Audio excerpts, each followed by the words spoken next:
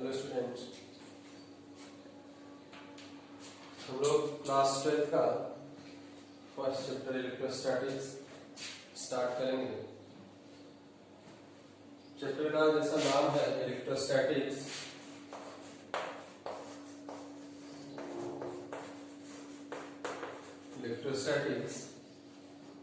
तो देखिए दो वर्ड से मिलकर बना हुआ, एक इलेक्ट्रो है, दूसरा स्टैटिस्टिक्स है।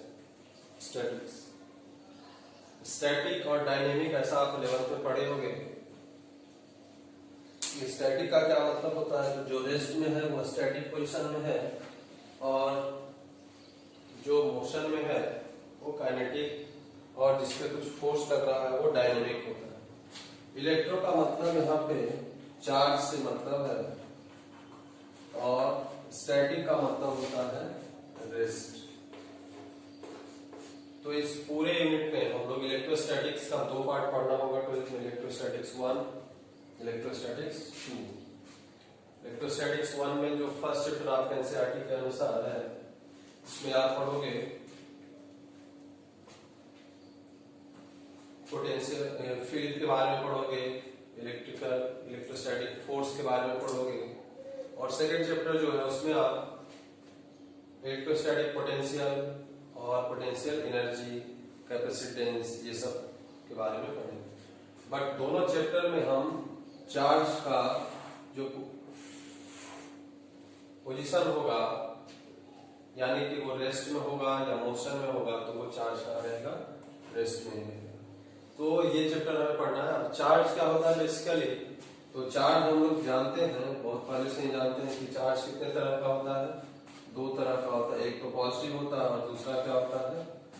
नेगेटिव होता है। पॉजिटिव चार्ज जो होता है, जैसे आप केमिस्ट्री में थोड़ा सा आप हम चलते हैं, क्योंकि चार्ज कहाँ पे होगा भाई? तो कोई भी मैटर जो भी बना होगा, कोई भी मटेरियल, एनी मैटर, कोई मैटर बना हुआ होगा तो किस चीज से बना हुआ होगा? एटम से बना हुआ होगा। और एटम से अगर बना हुआ है तो एटम में आप लोग पढ़े होंगे कि बीच में क्या होता है? न्यूक्लियस होता है और न्यूक्लियस के चारों तरफ क्या होता है? इलेक्ट्रॉन क्या होता है? रिवॉल्व करते हैं। और इस न्यूक्लियस के अंदर क्या होता है भाई? तो प्रोटॉन होता है और न्यूट्रॉन होता है। प्रोटॉन में क्या होता है? पॉजिटिव चार्ज होगा, न्यूट्रॉन पे कोई चार्ज नहीं होता और इलेक्ट्रॉन पे नेगेटिव चार्ज होता है। तो ये पॉजिटिव और नेगेटिव, यानी कि कोई भी मटेरियल होगा तो उसमें इलेक्ट्रॉन होंगे और उसमें प्रोटॉन भी होंगे। यानी कि नेगेटिव चार्ज और पॉजिटिव चार्ज दोनों, दुनिया में कोई भी मटेरियल है, हर मटेरियल में क्या होंगे? नेगेटिव चार्ज और पॉजिटिव चार्ज प्रेजेंट होंगे, क्योंकि एटम वो है। तो कहता है कि कभी कभी किसी मेटल पे आप जिसे कहते हो ये अनचार्ज है, कभी कभी कहते हो कोई चार्ज मटेरियल है। तो फिर ये जब सब में चार्ज है तो फिर अनचार्ज मटेरियल कहां से हो गया? क्योंकि अभी हम लोग पढ़े हैं कि सब में क्या होगा? इलेक्ट्रॉन होगा, सब में प्रोटॉन होगा। तो सब में चार्ज, सारा मटेरियल क्या होना चाहिए? चार्ज मटेरियल होना चाहिए। लेकिन कहीं कहीं आप देखोगे तो कहता है कि कुछ मटेरियल क्या होता है? अनचार्ज होता है और कुछ मटेरियल क्या होगा? चार्ज मटेरियल होगा। तो वो सिचुएशन हम समझते हैं कि कब मटेरियल चार्ज होगा और कब अनचार्ज होगा। तो देखिए दो सिचुएशन है। अगर इलेक्ट्रॉन और प्रोटॉन का नंबर बराबर हो जाए, यानी कि जितना नेगेटिव चार्ज है उतना ही क्या हो जाए? पॉजिटिव चार्ज हो जाए, तो ये क्या करता है? एक दूसरे को आपस में क्या करता है? कैंसिल आउट कर देता है नेगेटिव पॉजिटिव को, और तब हमारा क्या हो जाएगा? इस सिचुएशन में जो मटेरियल होगा वो उसको हम क्या कर सकते हैं कि अनचार्ज होगा। अब किसी भी सिचुएशन में मान लेते हैं कि इलेक्ट्रॉन का वैल्यू प्रोटॉन से ज्यादा है, यानी कि नेगेटिव चार्ज 10 है, पॉजिटिव चार्ज 5 ही है, यानी कि 10 इलेक्ट्रॉन है, प्रोटॉन 5 है। तो 5 नेगेटिव 5 पॉजिटिव कैंसिल कर देगा और 5 नेगेटिव बच जाएगा वहां पे। जैसे मान लेते हैं यहाँ पे अगर 8 इलेक्ट्रॉन है और प्रोटॉन मान लेते हैं 6 प्रोटॉन, तो इसमें इसको हम क्या लिख सकते हैं, 6 इलेक्ट्रॉन प्लस 2 इलेक्ट्रॉन और यहां से 6 प्रोटॉन। तो ये एक निगेटिव एक पॉजिटिव को क्या करता है, कैंसल आउट करता है, क्योंकि चार्ज जब हम पढ़ते हैं, ऐसा आपने पहले भी पढ़ा होगा कि इलेक्ट्रॉन पे चार्ज या प्रोटॉन पे चार्ज, दोनों चार्ज की वैल्यू सेम होती है, और वो होती 1.6 into 10 to the power -19 coulomb. Charge का यूनिट कूलम होता है, ये आप पहले पढ़ चुके होंगे 11th में यूनिट डायमेंशन जब पढ़े होंगे तो ये 6 इलेक्ट्रॉन 6 प्रोटॉन को खत्म करेगा, क्या बचेगा 2 इलेक्ट्रॉन। तो नेट चार्ज जो इस सिचुएशन में होगा, मटेरियल चार्ज होगा, लेकिन कैसा चार्ज होगा वहां पे, तो वहां पे कैसा चार्ज होगा भाई, तो ये निगेटिवली चार्ज हो जाएगा। कैसा हो जाएगा, तो निगेटिवली चार्ज हो जाएगा। दूसरा सिचुएशन है, ये तो दूसरा सिचुएशन। तीसरा सिचुएशन है, पहला तो ऐसा हो सकता है, दूसरा ये हो सकता है, और तीसरा सिचुएशन है कि अगर इलेक्ट्रॉन हो जाए प्रोटॉन से कम, यानी प्रोटॉन की वैल्यू क्या हो जाए, ज्यादा हो जाए। जैसे यहाँ पे अब इलेक्ट्रॉन मान लेते हैं 6 इलेक्ट्रॉन है, प्रोटॉन हमारा 8 प्रोटॉन हो जाए, तो अब ये 6 निगेटिव इस 6 पॉजिटिव को फिर से खत्म करेगा। बचेगा क्या भाई, तो बचेगा इसका जो इसको 6 इलेक्ट्रॉन प्लस इसको हम लिख सकते हैं 6 प्रोटॉन प्लस 2 प्रोटॉन। तो ये तो इसको खत्म करेगा, 6 इलेक्ट्रॉन 6 प्रोटॉन को खत्म करेगा। क्या बचेगा, 2 प्रोटॉन बचा, और प्रोटॉन पे हम जानते हैं कि कैसा चार्ज होता है भाई, तो प्रोटॉन पॉजिटिव चार्ज होता है, ये आप केमिस्ट्री में अच्छे से पढ़े हैं।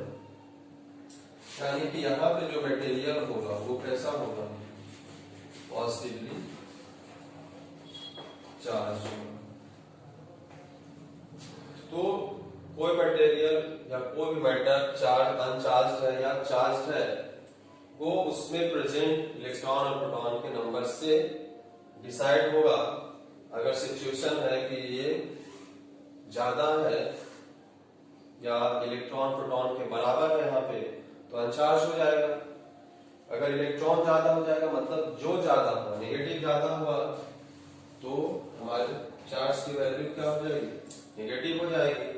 और अगर पॉजिटिव ज्यादा होगा तो चार्ज की वैल्यू क्या हो जाएगी, पॉजिटिव हो जाएगी। तो कोई मटेरियल चार्ज है अनचार्ज है, ये डिपेंड करेगा उस पे, उसके number of electron and number of proton.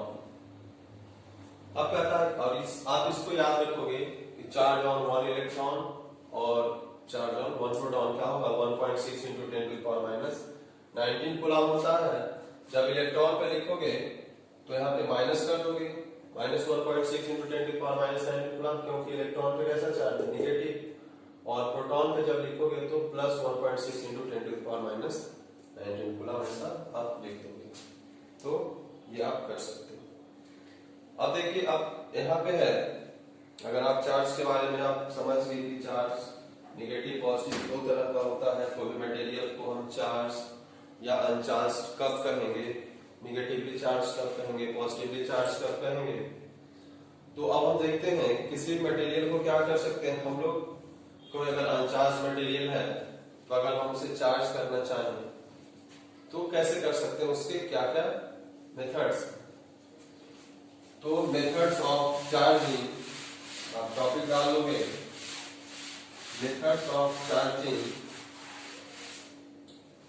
Of an uncharged material. कोई भी अनचार्ज मटेरियल को हम लोग कैसे चार्ज करेंगे, उसका मेथड्स हम लोग सीखते हैं। तो जैसे देखिए, टॉपिक आप लिख लो, मेथड्स ऑफ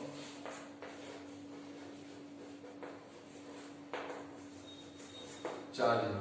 चार्जिंग का मेथड क्या है किसी अनचार्ज मटेरियल को, तो कहता है कुछ कुछ मेथड। जैसे पहला है बाय फ्रिक्शन।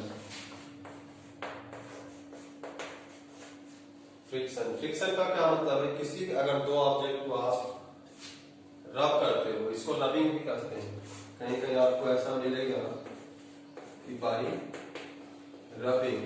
तो रब करने में क्या होगा, मान लेते दो मटेरियल को आप रब कर रहे हो, तो बेसिकली वहां पे आप क्या कर रहे हो, फ्रिक्शन जनरेट कर रहे हो, और उसकी वजह से क्या होगा, एक मटेरियल का चार्ज दूसरे पे जाएगा या दूसरे का पहले पे आएगा। अब जैसे ये तो आप अपने बचपन से करते हो कि कागज का टुकड़ा बांध लेते हैं, नीचे रख के डेस्क पे, और आप अपने पेन को क्या करते हो, अपने बालों में रब करते हो, और उसको जब उस कागज के टुकड़े के पास ले जाते हो तो कागज का टुकड़ा क्या होता है, अट्रैक्ट होकर उस पर चिपक जाता है। जबकि पहले विदाउट रबिंग, जब तक आप उसको अपने बालों में रगड़ नहीं लिए, तब वो उसको क्या हो रहा था, तब वो उस पर चिपक नहीं रहा था। क्या हुआ होगा, बालों में रगड़ने से पहले और बालों में रगड़ने के बाद क्या हुआ, कुछ तो चेंजिंग आया होगा उस पेन के ऊपर, जिसके वजह से अब क्या कर रहा है, उसको जो कागज का टुकड़ा है उसको क्या कर ले रहा है, अब वो उठा ले रहा है। तो कहता है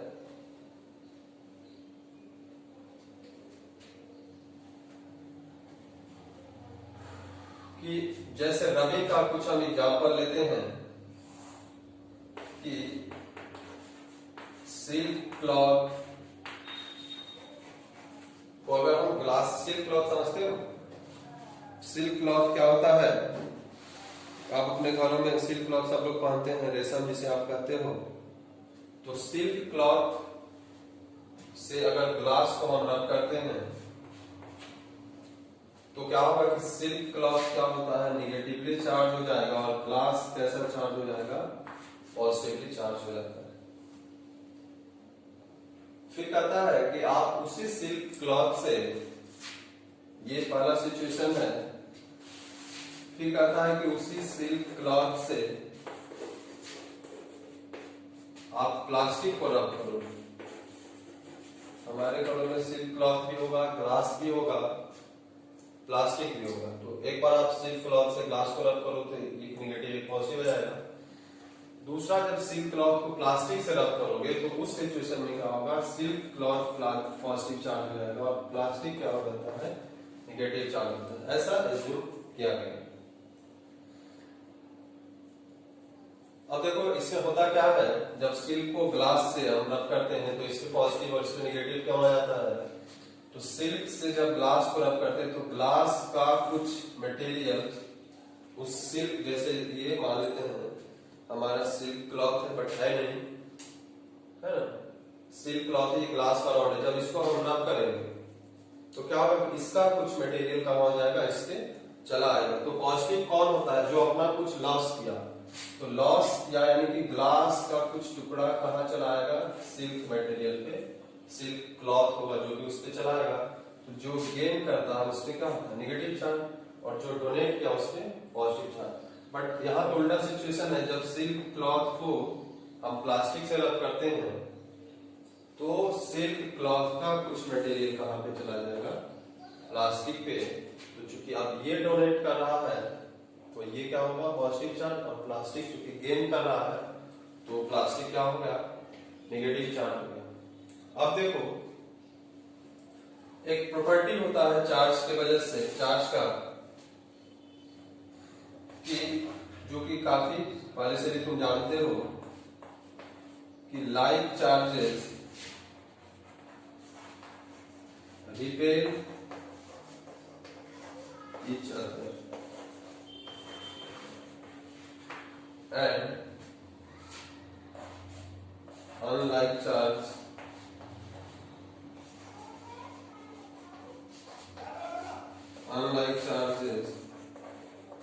attract each other। तो कहता है कि लाइक चार्ज रिपेल करेगा एक दूसरे को। लाइक चार्ज का मतलब सिमिलर चार्ज, यानी पॉजिटिव पॉजिटिव को क्या करेगा, रिपेल करेगा, और निगेटिव पॉजिटिव, यानी ये दोनों अलग अलग तरह का होगा। अनलाइक का मतलब दोनों अलग अलग चार्जेस जो होंगे। तो अब एक बात आप समझो कि सिल्क क्लॉथ को ग्लास से रब किए तो ये ग्लास कैसा हो गया, पॉजिटिव हो गया, रब करके उधर साइड में रख दिया। फिर सिल्क, दूसरे सिल्क क्लॉथ से एक प्लास्टिक रॉड को रब किए, उसको भी साइड में रख दिए। अब देखो ये ग्लास कैसा है, पॉजिटिव चार्ज, और ये कैसा है, प्लास्टिक कैसा है, निगेटिव चार्ज है। अब मान लेते हैं ये ग्लास है और ये प्लास्टिक है, ये क्या ग्लास है और ये प्लास्टिक है। तो ग्लास कैसा चार्ज था भाई, तो ग्लास कैसा था, पॉजिटिव चार्ज था। ये कैसा है, नेगेटिव चार्ज है। तो वो दोनों एक दूसरे को क्या करेंगे, अट्रैक्ट करेंगे। मान लेते पहले हम दूर रखे थे और वो क्या हुआ, अट्रैक्ट हो गया, एक दूसरे के पास आ गए हैं, यानी कि ये इसको अपने तरफ खींचेगा और ये इसको अपने तरफ खींचेगा। तो अभी अगर यहाँ पे अलग अलग चार्ज है, तब अगर ये दोनों सिल्क क्लॉथ, एक जब सिल्क क्लॉथ को ग्लास से रख के तब सिल्क क्लॉथ पर नेगेटिव हो गया, सिल्क क्लॉथ को जब प्लास्टिक से रख के तो सिल्क क्लॉथ क्या हो गया, पॉजिटिव हो गया। तो ये दोनों अलग अलग, दो सिल्क क्लॉथ की बात कर रहा हूं, ये अलग है, ये अलग है। अब इस दोनों को भी अब आप पास में लाओगे, दोनों मटेरियल सेम है, सिल्क क्लॉथ ही है, लेकिन दोनों अलग अलग मटेरियल पे रब करने की वजह से दोनों पे चार्ज क्या हो गया, डिफरेंट हो गया है। तो आप इस दोनों को भी अगर आप एक दूसरे के पास लाते हो तो क्या हो जाएगा, वो उसको अट्रैक्ट कर लेगा। इस दोनों को क्या करेगा भाई, तो अट्रैक्ट करेगा। क्यों, क्योंकि चार्ज क्या है, अनलाइक है। लेकिन मान लेते हैं इस सिल्क क्लॉथ को इस ग्लास के पास लाओगे तो देखो अट्रैक्ट नहीं करेगा, तब वो क्या करेगा, रिपेल करेगा। ये आप घर में एक्सपेरिमेंट कर सकते हो। सिल्क क्लॉथ हर किसी के पास होता है, ग्लास रॉड भी हर किसी के पास होता है, पेन ग्लास का होता है, कुछ ढंग का पेन देखोगे, कुछ ग्लास का भी बना होता है, और प्लास्टिक का भी पेन, देखो फिको पेन सबको लिखते हो तो वो प्लास्टिक का बना होता है। तो आप इसको करके देखोगे, ये घर पे करने का एक्सपेरिमेंटेशन कुछ नई बात नहीं है। तो पहला जो है मेथड्स ऑफ चार्जिंग, वो क्या है, हम फ्रिक्शन के द्वारा कर सकते हैं, यानी कि दो मटेरियल को क्या कर सकते हैं, रब करेंगे, है ना। और रब करने से क्या होगा, अगर एक पॉजिटिव होगा तो दूसरा अपने आप क्या होगा, निगेटिव होगा। क्यों, क्योंकि अगर एक लॉस करेगा तभी तो दूसरा गेन करेगा, है ना। तो जो लॉस किया वो क्या होगा, पॉजिटिव हो जाएगा, और जो गेन करेगा वो क्या हो जाएगा, नेगेटिव होगा। तो मेथड्स ऑफ चार्जिंग में पहला जो मेथड था ये हमारा बाय फ्रिक्शन, बाय रबिंग भी आप कर सकते हो। तो उसमें आपको ये याद रखना है कि सिल्क और ग्लास को रब करेंगे तो सिल्क के पास कौन सा चार्ज आएगा, ग्लास के पास कौन सा चार्ज आएगा। सिल्क और प्लास्टिक को रब करोगे तो इसके पास कौन सा चार्ज आएगा, उसके पास कौन सा चार्ज, ऐसा आएगा। अब यही सिल्क और ग्लास को हम रब किए हैं। अब इसी के जगह पे, सिल्क के जगह पे अगर आप वूलन क्लॉथ ले सकते हो, वूल ले सकते हो, और ग्लास को अगर जब रब करोगे तब मामला उल्टा होगा, तब ये पॉजिटिव हो जाएगा और तब ग्लास क्या हो जाएगा, निगेटिव होगा, यानी कि कुछ मटेरियल यहाँ से क्या होगा, यहाँ पे जाएगा। तो ये तीन सिनेरियो है कि सिल्क को ग्लास से रब किए हैं, सिल्क को प्लास्टिक में रब किए हैं, और वूलन क्लॉथ मतलब ऊनी कपड़ा जो आप ठंडा के दिनों में पहनते हो, उसको आप अगर रब करोगे तो उस समय वूल पे पॉजिटिव आ जाता है और ग्लास पे निगेटिव चार्ज आता है। तो आप इसका स्क्रीनशॉट ले लो अगर आपको चाहिए तो, या फिर पॉज करके इसको आप नोट कर लो अपने नोट कॉपी में। अब हम दूसरा मेथड देखते हैं चार्जिंग का ही।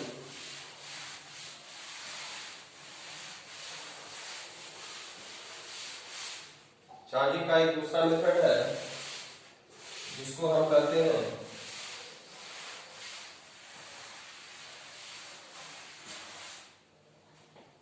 Charging by conduction. जो दूसरा मेथड है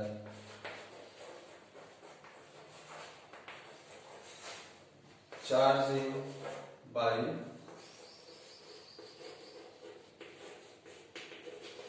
कंडक्शन। चार्जिंग बाय कंडक्शन का एक प्राइमरी कंडीशन क्या है कि जिसको आप चार्ज करना चाहते हो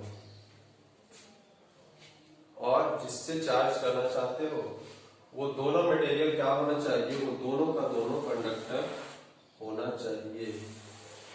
मान लेते हैं ए कोई मटेरियल है, बी कोई मटेरियल है, इस पे कुछ चार्ज है ना, इस पे कुछ चार्ज है, मान लेते हैं ये पॉजिटिवली चार्ज या निगेटिवली कुछ भी चार्ज होता, मैं यहाँ पे पॉजिटिवली चार्ज बनाया हूँ, positively charge material A, B अभी अनचार्ज है, उसके पास कोई चार्ज नहीं है, लेकिन ए भी कंडक्टर है, ये जो है ए भी कंडक्टर होना चाहिए, और बी जो होना चाहिए ये भी क्या होना चाहिए, कंडक्टर ही होना चाहिए। तो चार्जिंग बाय कंडक्शन का क्या है कि मान लेते हैं ये किसी r1 रेडियस का स्फीयर है, ये किसी r2 रेडियस का स्फीयर है। ऐसे कोई भी मटेरियल किसी भी शेप का हो सकता है, जो कि हम स्फेरिकल इसलिए हैं, स्फीयर बॉल समझते हो आप, तो स्फेरिकल हम इसलिए हैं क्योंकि हमारा ज्यादा जो भी क्वेश्चन आएगा कहीं भी कंपटीशन वगैरह में तो वो स्फेरिकल शेप के लिए ही आएगा। अब क्या किए, कंडक्शन का मतलब होता है कि जब उसको कांटेक्ट में लाते हैं, कंडक्शन का मतलब क्या होगा कि बेसिकली उसको कांटेक्ट में लाएंगे, केवल टच कर देना। और प्राइमरी कंडक्शन है कि बोथ आर कंडक्टर, दोनों का दोनों क्या होना चाहिए, कंडक्टर होना चाहिए। कंडक्टर अगर ये कंडक्टर एक नहीं है तो कंडक्शन नहीं होगा। कंडक्टर के कंडक्शन के लिए नेसेसरी कंडीशन है, ये नेसेसरी कंडीशन है भाई कि अगर ऐसा होगा तभी ये चार्जिंग वाला कंडक्शन हो सकता है, अदरवाइज यहाँ पे संभव नहीं है। टबिंग में हम देखे कि वहां पे सिल्क भी नॉन मेटल, ग्लास रॉड भी नॉन मेटल, प्लास्टिक रॉड भी नॉन मेटल, तो वहां पे कंडक्टर की आवश्यकता नहीं थी कि दोनों कंडक्टर हो या एक कंडक्टर हो या एक नॉन कंडक्टर हो, ऐसा कुछ नहीं। वो हम रब करेंगे, कोई भी हो, कंडक्टर हो इंडक्टर हो, रब करने से होगा। बट जब चार्जिंग बाय कंडक्शन की बात होगी तो हमारे लिए दोनों का दोनों कंडक्टर होना आवश्यक। और जैसे हम इसको इसके कांटेक्ट में लाएंगे, जैसे हम उसके कांटेक्ट में लाएंगे तो ये जो हमारा ए है और ये बी है, इसका रेडियस अगर r1 है बराबर भी हो सकता है, इसका रेडियस r2 है, तो अब क्या होगा, इसका चार्ज कुछ उसके पास भी चला जाएगा, इसका चार्ज क्या होगा, कुछ उसके पास भी चला जाएगा। यानी कि पहले इस पे जो पॉजिटिव चार्ज था वो इसके पास तो रहेगा ही, लेकिन कुछ पॉजिटिव चार्ज क्या होंगे, इसके पास भी चले जाएंगे। अभी इस पे मान लेते हैं क्यू चार्ज था, कुछ चार्ज होगा, तो कहता है कि अपना कुछ चार्ज क्या किया, उसको दिया कंडक्शन। अब जैसे हम उसके कांटेक्ट में लाए थे, अपना चार्ज कुछ क्या होगा, उस पर ट्रांसफर हो गया। तो अब ये अपना चार्ज उस पर ट्रांसफर कर दिया। अब उसके बाद क्या किया, हम इस दोनों को हटा दिए। उसके बाद क्या किए, इस दोनों को हम क्या किए, सेपरेट कर दिए कि ए इधर हो गया और बी अपना इधर हो गया। इसका रेडियस r1 है, इसका रेडियस क्या है, r2। तो कहता है कि कुछ चार्ज, तो अभी टोटल चार्ज पहले इस पे Q था, अब मान लेते हैं कि अब कंडक्शन होने के बाद कुछ चार्ज इसके ऊपर चला गया, तो मान लेते हैं कि स्मॉल Q चार्ज को हम Q से डिनोट करते हैं। तो अपना ये Q चार्ज में से स्मॉल Q चार्ज क्या किया, उसको दे दिया, तो बाकी जो इस पे चार्ज बचेगा वो कितना बचेगा बताइए। बाकी जो इसके चार्ज बचेगा, अभी इसके पास Q चार्ज, आपके पास 10 रुपया है, आप किसी को 2 रुपया दे देते हो, तो 10 - 2 ऐसा बचेगा। यानी कि इसके पास जो चार्ज बचेगा वो कितना बचेगा भाई, तो Q - Q, यही बचेगा कि नहीं।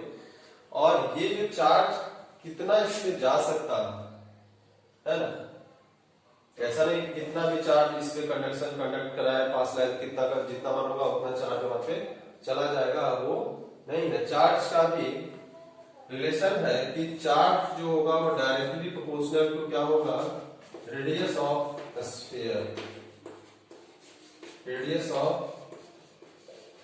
स्फीयर। यानी कि जिसका रेडियस बड़ा होगा उस पे क्या होगा, ज्यादा चार्ज एक्यूमुलेट होगा, और जिसका रेडियस छोटा होगा उसका चार्ज क्या होगा, कम एक्यूमुलेट होगा।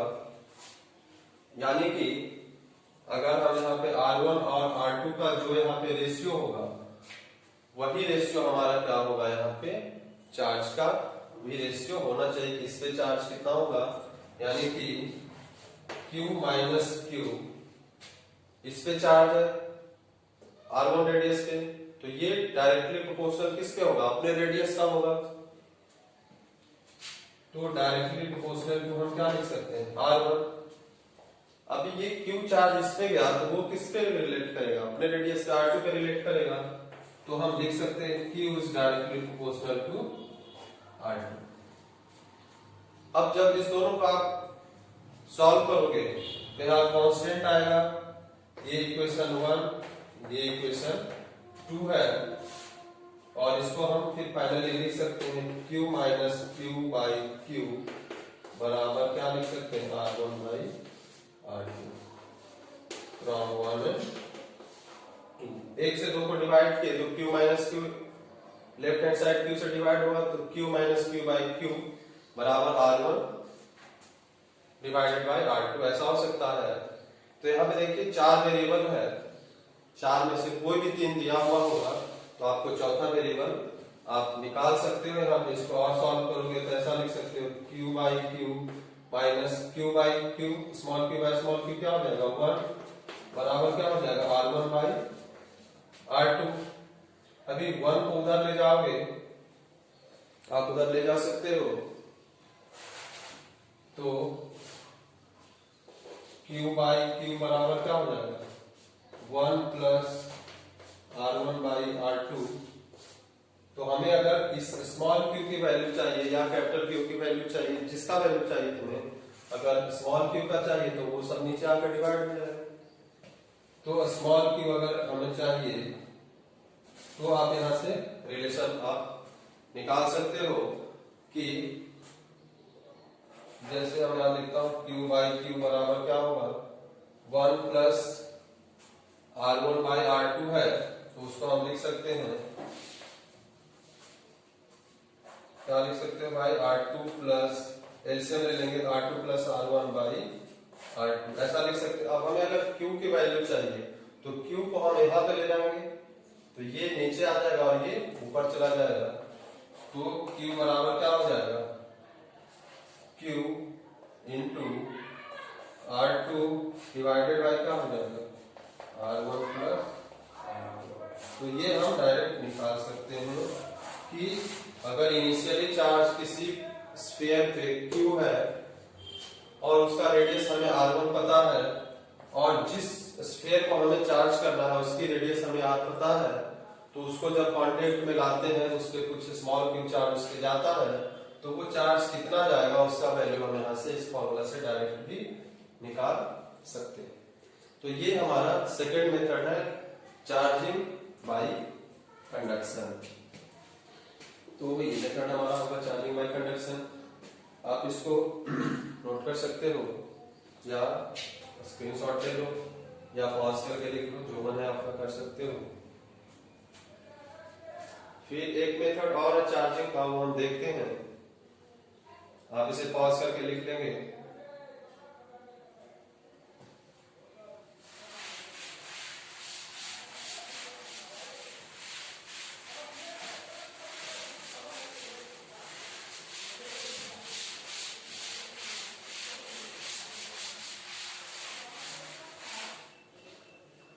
तीसरा मेथड जो है, पहला मेथड तो हुआ चार्जिंग बाई रबिंग, जिसको फ्रिक्शन हम लोग पढ़े। दूसरा हम लोग पढ़े चार्जिंग बाई कंडक्शन, और कितना चार्ज कंडक्ट होगा ये भी हम लोग वैल्यू फॉर्मूला से निकाल लिए। ऐसा आप निकाल सकते हो। 4 क्वांटिटीज था वहां पे, Q, capital Q, small Q, R1 और R2। तो उस 4 में से आपको कोई भी 3 वैल्यू दिया रहेगा, चौथा निकाल सकते हो। फॉर्मूला आपको याद रखिए। तीसरा जो मेथड है वो है चार्जिंग बाई इंडक्शन। उसका नाम है चार्जिंग, पहला हम पढ़े चार्जिंग बाई कंडक्शन, ये है चार्जिंग बाई इंडक्शन। अब इंडक्शन का क्या मतलब है? इंडक्शन आप लोग पहले भी पढ़ चुके होंगे, इलेक्ट्रोमैग्नेटिक इंडक्शन क्लास 10th में पढ़े होंगे। तो चार्जिंग बाय इंडक्शन का मतलब ये हुआ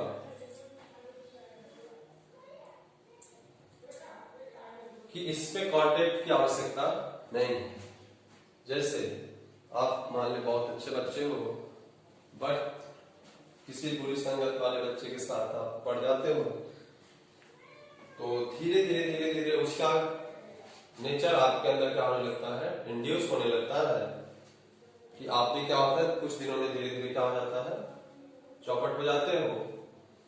तो वही यहाँ पे क्या है, चार्जिंग बाय इंडक्शन, यानी कि किसी चार्ज मटेरियल के पास किसी अनचार्ज मटेरियल को अगर हम लाते हैं, पास लाते हैं, कांटेक्ट में नहीं लाते, नियर बाई जस्ट, तो उसमें क्या होता है कि उस जो चार्ज हम उसके पास लाते हैं उसका अपोजिट चार्ज वहां पे क्या हो जाता है, इंड्यूस हो जाता है। जैसे क्या होगा, देखो समझो बात को, कि मान लेते हैं कि कोई मटेरियल है, ये अभी ये अनचार्ज है, अभी इस पे कोई चार्ज नहीं है, इसको हम क्या करते हैं, एक इंसुलेटिंग स्टैंड पे रख देते हैं। ये जो स्टैंड है ये कैसा है, इंसुलेटिंग है, इस पे हम रख देते हैं। ये स्फीयर है, अभी अनचार्ज है, कैसा है भाई, कोई भी चार्ज नहीं है। तो चार्जिंग बाय इंडक्शन में क्या करता है कि अगर हमें इस पे पॉजिटिव चार्ज लाना है तो क्या करना है, इंडक्शन में क्या है कि if we have to charge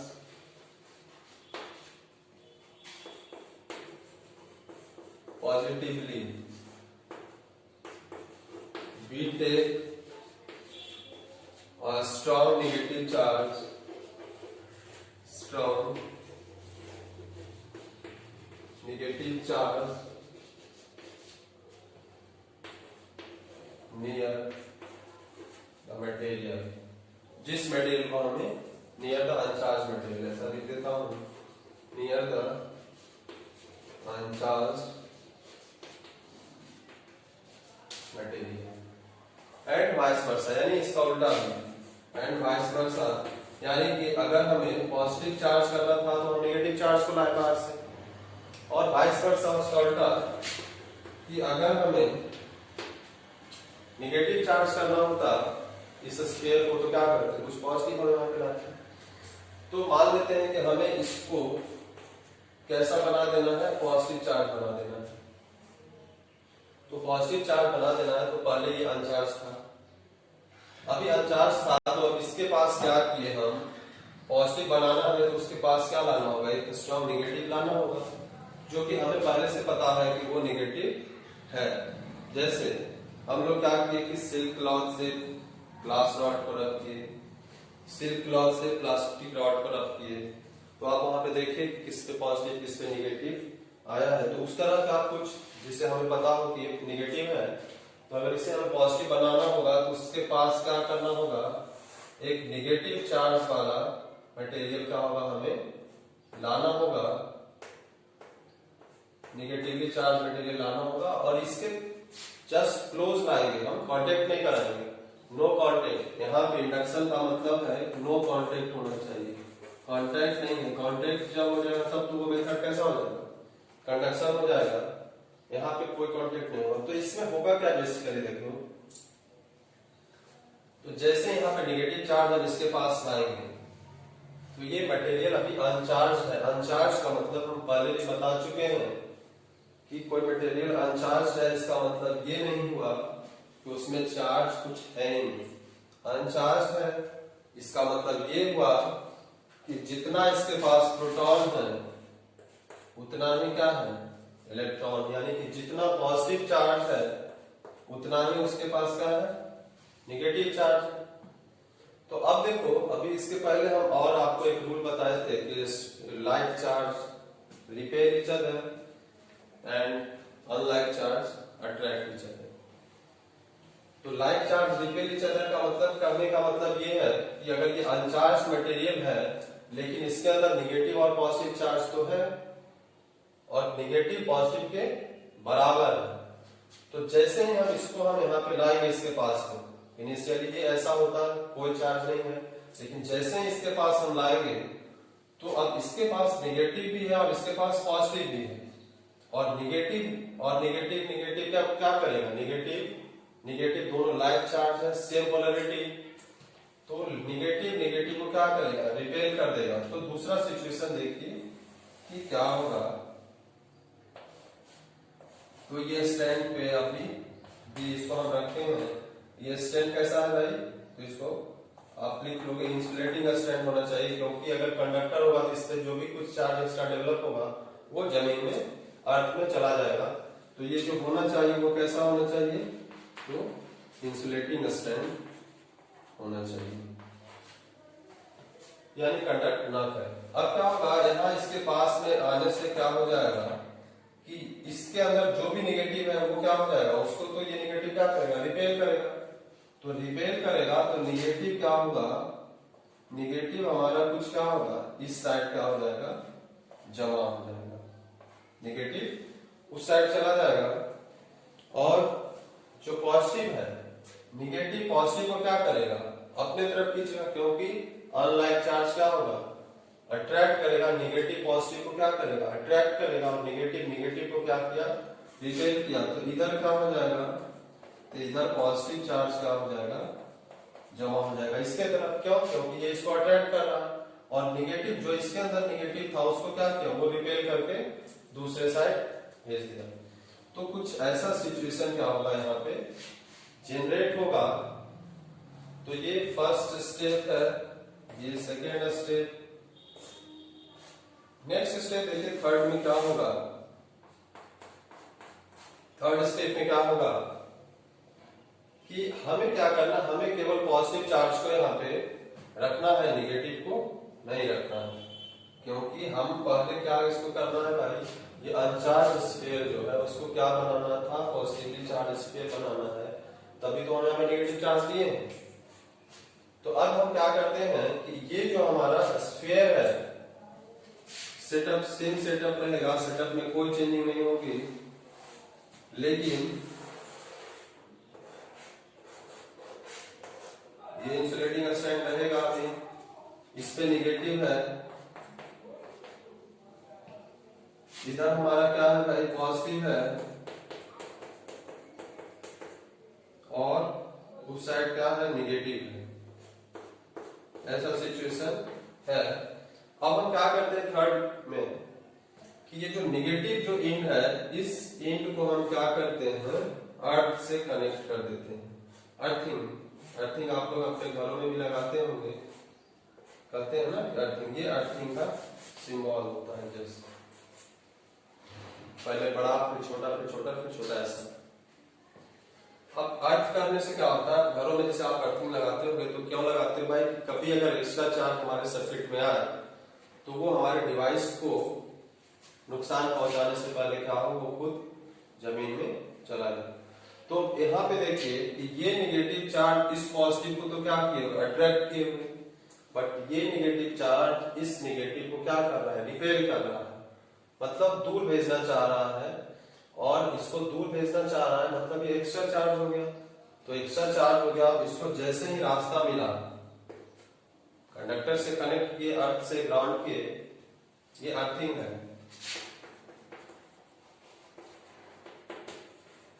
ये अर्थिंग है। अब इसको जैसे ही हम ग्राउंड किए तो जो एक्स्ट्रा चार्ज था वो क्या होगा, ग्राउंड में चला जाएगा। तो एक्स्ट्रा कौन है, निगेटिव है। क्यों, क्योंकि पॉजिटिव को तो ये नेगेटिव अट्रैक्ट किए हुए, तो उसको जाने देगा क्या, उसको जाने नहीं देगा। बट नेगेटिव इस नेगेटिव को रिपेल करना है, ऑलरेडी किसी को तुम धक्का दे रहे हो, उसको और रास्ता मिलेगा तो वो चला जाएगा। तो ये नेगेटिव चार्ज कहाँ चला जाएगा, ग्राउंड में चला जाएगा। तो यहां से क्या होगा, negative charge goes to the ground। अब नेगेटिव चार्ज ग्राउंड में चला गया तो अब आगे देखो क्या सिचुएशन होगा कि इस पे नेगेटिव यहाँ पे चार्ज है, इधर क्या हमारा पॉजिटिव है, और ये स्टैंड पे हम रखेंगे। अभी भी स्टैंड हमेशा रहेगा क्योंकि अर्थ के कांटेक्ट में वो स्फीयर नहीं आएगी। अब उसके बाद क्या करना होगा कि जैसे ये नेगेटिव चार्ज चला गया तो अब देखो यहाँ पे इधर ये अलग चार्ज का चार्ज मटेरियल था नेगेटिव चार्ज, और एक ये ग्राउंड या अर्थ वायर है। तो पहले क्या करते हैं, अर्थ वायर को हम क्या करेंगे, रिमूव करेंगे। इसको अभी हम इसके पास नहीं रखते हैं, क्यों? क्योंकि इसको ये अट्रैक्ट किए हुए रहना चाहिए।